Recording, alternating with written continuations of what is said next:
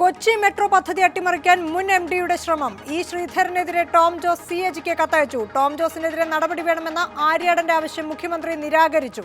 Mathrubhumi news exclusive. Kochi metro rail MD സ്ഥാനം ഒഴിഞ്ഞ ശേഷം ടോം ജോസ് DMRCക്കും ഇ ശ്രീധരനുമെതിരെ കൺട്രോളർ ആൻഡ് ഓഡിറ്റർ ജനറലിന് അയച്ച കത്തിന്റെ പകർപ്പ് മാതൃഭൂമി ന്യൂസിന് ലഭിച്ചു. കൊച്ചി മെട്രോ നിർമ്മാണ കരാർ DMRCക്ക് നൽകിയതിനെ രൂക്ഷമായി വിമർശിക്കുന്ന കത്തിൽ തന്നെ സ്ഥലം മാറ്റിയ സർക്കാർ നടപടിയെയും ടോം ജോസ് കുറ്റപ്പെടുത്തുന്നുണ്ട്. ടോം ജോസിന്റെ പരാതിയെ തുടർന്ന് കഴിഞ്ഞ ഒക്ടോബറിൽ CAG നിയോഗിച്ച സംഘം KMRL ഓഫീസിൽ പരിശോധന നടത്തിയിരുന്നു.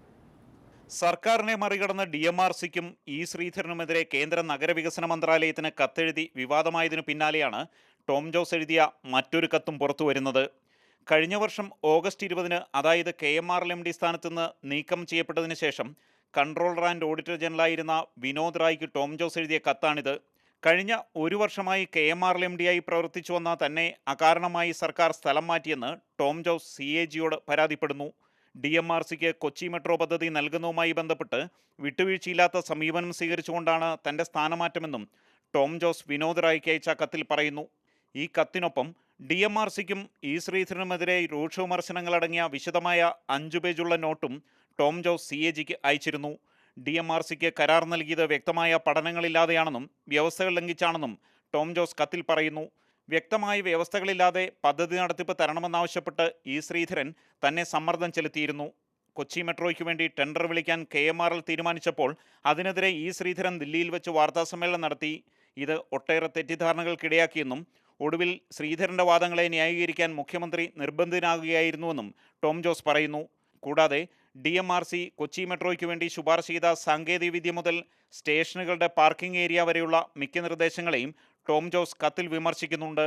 DMRC ദില്ലിയിൽ നടപ്പാക്കിയ എയർപോർട്ട് മെട്രോ എക്സ്പ്രസ് ലിങ്ക് അടച്ചുപൂട്ടിയതിനെ തുടർന്ന് ശ്രീധരനെതിരെ അന്വേഷണം നടക്കുന്നുവെന്ന മാധ്യമ വാർത്തകളും ടോം ജോസ് കത്തിൽ പരാമർശിക്കുന്നുണ്ട്.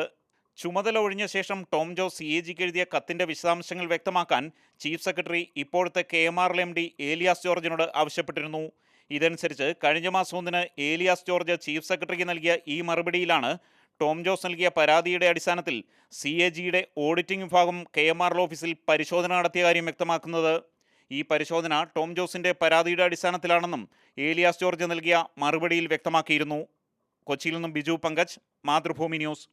കൊച്ചി മെട്രോ കരാറിനെതിരെ CAGക്ക് കത്തെഴുതിയ ടോം ജോസിനെതിരെ കടുത്ത നടപടി വേണമെന്ന് കൊച്ചി മെട്രോയുടെ ചുമതലയുള്ള മന്ത്രി ആര്യാടൻ മുഹമ്മദ് ആവശ്യപ്പെട്ടെങ്കിലും മുഖ്യമന്ത്രി ഉമ്മൻചാണ്ടി യാതൊരു നടപടിയും വേണ്ടെന്ന നിലപാടാണ് സ്വീകരിച്ചത്. ഇത് സംബന്ധിച്ച നടപടിക്രമങ്ങളുടെ ഫയൽ രേഖകളും മാതൃഭൂമി ന്യൂസ് പുറത്തുവിടുന്നു. ചുമതലയൊഴിഞ്ഞ ശേഷം ടോം ജോസ് CAGക്ക് കത്തെഴുതിയ സംഭവത്തിൽ കടുത്ത നടപടി വേണമെന്നാവശ്യപ്പെട്ട് മെട്രോയുടെ ചുമതലയുള്ള മന്ത്രി ആര്യാടൻ മുഹമ്മദ് എഴുതിയ ഫയൽ നോട്ടാണിത്. തൻ്റെ അധികാരപരിധി മറികടന്ന് പ്രവർത്തിച്ച ടോം ജോസ് DMRCക്കും ശ്രീധരനുമെതിരെ നടത്തിയ വിമർശനങ്ങൾ കടുത്ത അച്ചടക്കലംഘനമാണെന്നും ആര്യാടൻ പറയുന്നു.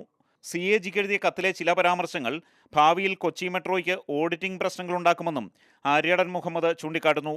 നേരത്തെ DMRCക്കെതിരെ കേന്ദ്ര നഗരവികസന മന്ത്രാലയത്തിന് അയച്ച കത്തിന്റെ പേരിൽ അസന്തുഷ്ടി അറിയിച്ച ടോം ജോസിന് കത്ത് നൽകണമെന്നാവശ്യപ്പെട്ട മുഖ്യമന്ത്രി പക്ഷേ CAGക്ക് കത്തെഴുതിയ കാര്യത്തിൽ നടപടി വേണ്ടെന്ന നിലപാടാണ് സ്വീകരിച്ചത്. ടോം ജോസിന്റെ പരാതിയുടെ അടിസ്ഥാനത്തിൽ ഓഡിറ്റിംഗ് വിഭാഗം KMRL ഓഫീസിൽ പരിശോധന നടത്തിയെന്ന ഏലിയാസ് ജോർജിന്റെ മറുപടി കിട്ടിയിട്ടും ടോം ജോസിനെതിരെ ഒരു നടപടിയും വേണ്ടെന്ന് കാണിച്ച് ഈ മാസം 1-ന് മുഖ്യമന്ത്രി ഫയലിൽ ഒപ്പിടുകയായിരുന്നു. ഫലത്തിൽ ടോം ജോസിനെതിരെ നടപടി വേണമെന്ന മന്ത്രി ആര്യാടൻ മുഹമ്മദിന്റെ ആവശ്യം മുഖ്യമന്ത്രി തള്ളിയതായാണ് ഫയൽ രേഖകൾ വ്യക്തമാക്കുന്നത്. കൊച്ചിയിൽ നിന്നും ബിജു പങ്കജ്, മാതൃഭൂമി ന്യൂസ്.